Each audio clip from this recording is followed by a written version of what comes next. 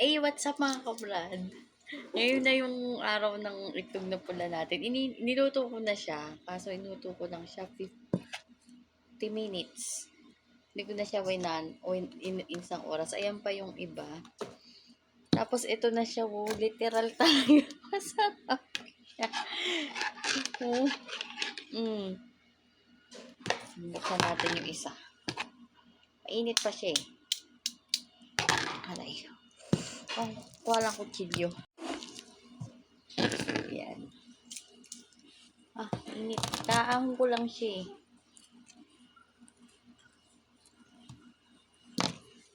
Ayan na siya.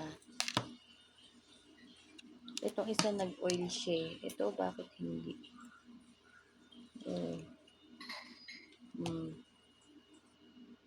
Ito talagang literal eh.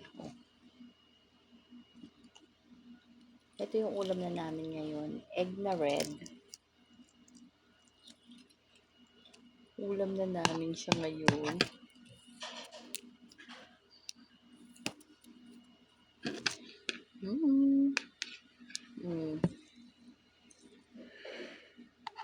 Ang ganda niya. Masarap-sarap. Masarap siya. Masarap siya sa tinapay. Promise.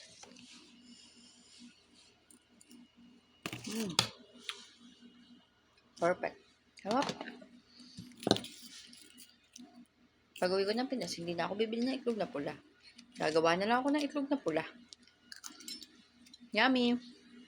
Thank you, Mami Raisa, sa tip!